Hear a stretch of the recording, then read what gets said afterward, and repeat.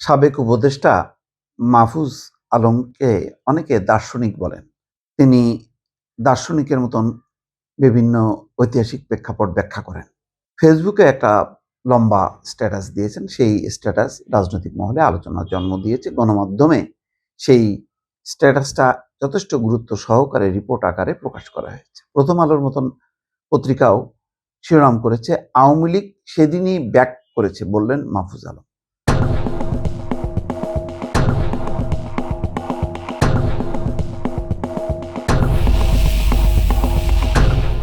তো সেই ব্যাক কখন করেছে?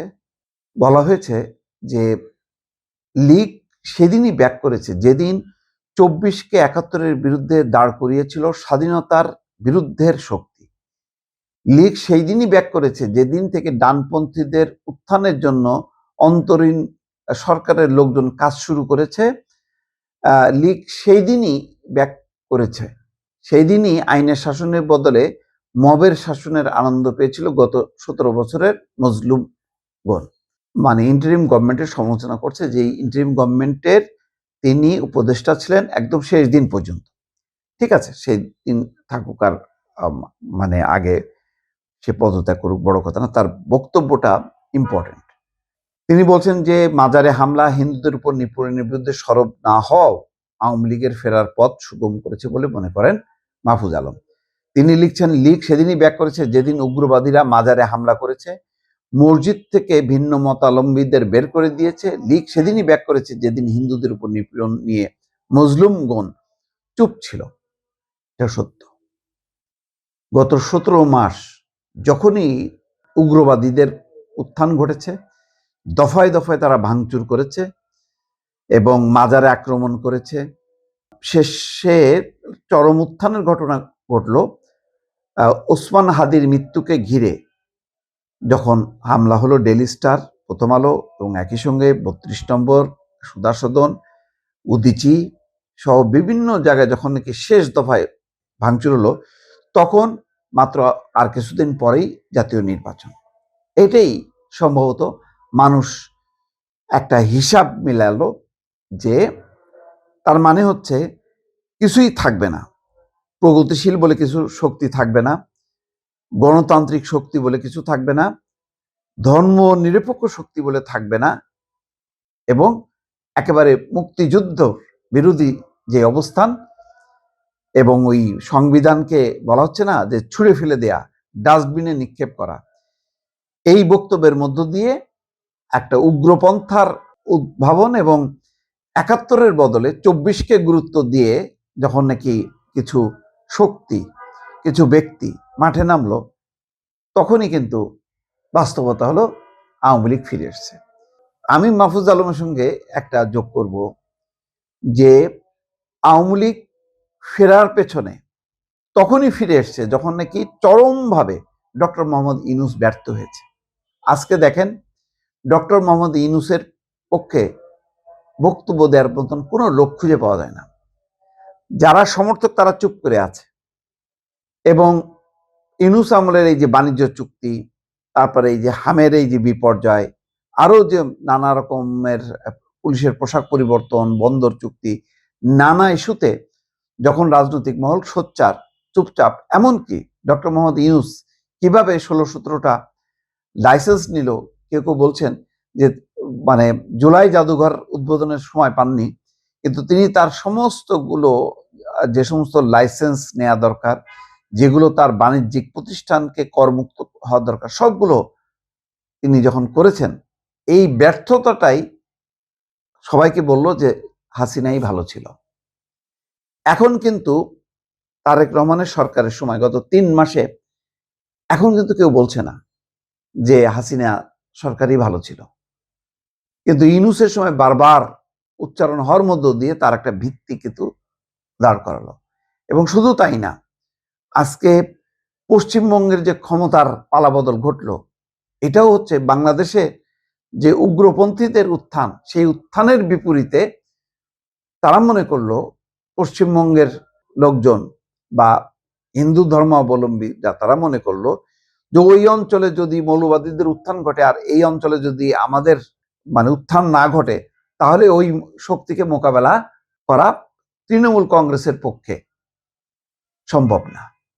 একই সঙ্গে ঘটে গেল, রূপান্তর ঘটে গেল দেখেন।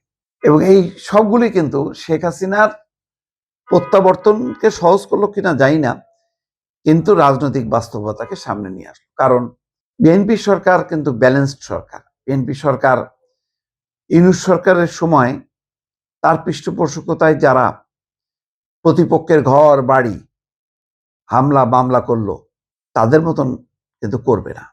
সে একটা মধ্যপন্থা অবলম্বন করবে। মধ্যপন্থা অবলম্বন করা মানেই হচ্ছে উগ্রপন্থীরা ওই আওয়ামী লীগের নেতা কর্মী সমর্থক এই গোষ্ঠীর মুখোমুখি হবে এবং একটা কিন্তু ক্ষেত্র আস্তে আস্তে প্রস্তুত হবে যে তারাও আস্তে আস্তে সংগঠিত হবে। তো ফলে এই যে মাহফুজ অসময় বলছে কথাটা, এই কথাটা এই স্ট্যাটাসটা দেওয়া দরকার ছিল যখন মাহফুজ আলম নিজে ক্ষমতায় ছিল, ওই ইউনূসের আমলে, এই আমলে না। কিন্তু তার ব্যাখ্যা বিশ্লেষণগুলো সত্য। একটা প্রেক্ষাপট রচনা করলো, যতটা ব্যর্থ হলো ইউনূস সরকার, ততটাই মানুষের সামনে চলে আসলো যে ইউনূসই তো ভালো। যেমন দেখেন, শেখ হাসিনা বলতো ইউনূস অত্যন্ত খারাপ লোক, অত্যন্ত স্বার্থপর টাইপের লোক, সে নিজেকে ছাড়া কাউকে চেনে না। বাস্তবে 18 মাসে এখন আপনি টকশোতে দেখেন সব বক্তাই কিন্তু এই কথাই বলছে। ইউনূসের পক্ষে জোর গলায় কিন্তু কেউ কথা বলার সাহস পাচ্ছে না। কারণ পাচ্ছে না কেন? কথা বলার মতন তো পয়েন্টই নাই। কি বলবে? জুলাই সনদের কথা বলছে, কিন্তু কেউ কিন্তু ইউনূসের অবদানের কথা বলছে না। জুলাই সনদের নির্মাতা তো কে? ডক্টর ইউনূস। জামাত এনসিপি কিন্তু আলাদাভাবে জুলাই সনদের কথা বলছে, গণঅভ্যুত্থানের কথা বলছে, গণভোটের কথা বলছে, কিন্তু এই গণঅভ্যুত্থান পরবর্তী গণভোট, জুলাই সনদ, এই যেই প্রক্রিয়ার মধ্য দিয়ে সামনে চলে আসলো, সেটা তো ডক্টর মোহাম্মদ ইউনূসের ক্রিয়েশন। কিন্তু ইউনূসের অবস্থাটা এমনই যে তার নামটা কেউ আনতে সাহস পাচ্ছে না। ওই বিচ্ছিন্নভাবে গণভোট, জুলাই সনদ এই কথাগুলি বলছে, এবং সেইগুলি কি খুব মানে হালে পানি পাইলো? পায় নাই। কিন্তু আস্তে আস্তে সেটাও কিন্তু নিচের দিকে নেমে যাচ্ছে। বরং এখন সামনের ইস্যুটা কি? সামনের ইস্যু হচ্ছে লোকাল গভর্নমেন্ট নির্বাচন, সামনের ইস্যুটা হচ্ছে ইকোনমি, কিভাবে সার্ভাইভ করবে, মানে খাল কাটা কর্মসূচিটা ঠিক হচ্ছে কিনা সেটা নিয়ে আলোচনা সমালোচনা হচ্ছে। ফ্যামিলি কার্ড কতটা দেওয়া হবে, কিভাবে অর্থের সংস্থান হবে, আর এই কর্মসূচিগুলি চালানো যাবে, এই সব পলিসি নিয়ে আলোচনা হচ্ছে। আলোচনা হচ্ছে ওই তিস্তা ব্যারেজ নিয়ে, আলোচনা হচ্ছে পদ্মা ব্যারেজ নিয়ে। এখন কিন্তু আস্তে আস্তে ঝিমায় পড়তেছে জুলাই সনদ। বরং হামের কারণে, হামের প্রাদুর্ভাবে প্রায় 500 শিশুর মৃত্যুর ফলে ডক্টর ইউনূসের কথা বলতে মানে কারোর আর মানে মুখ দিয়ে বের করতে কেউ সাহস পাচ্ছে না, ভেতরেও আনতে সাহস পাচ্ছে না।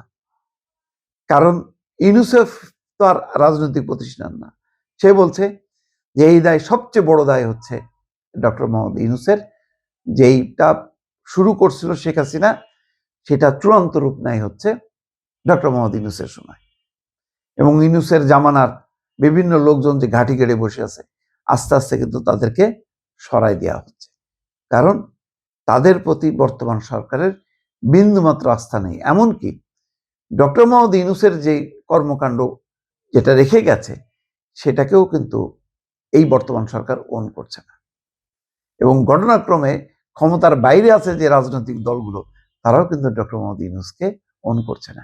এই রাজনীতির এই ব্যর্থতার কারণেই আসলে আওয়ামী লীগের একটা পরোক্ষ উত্থান ঘটছে, এটা বলতে পারি।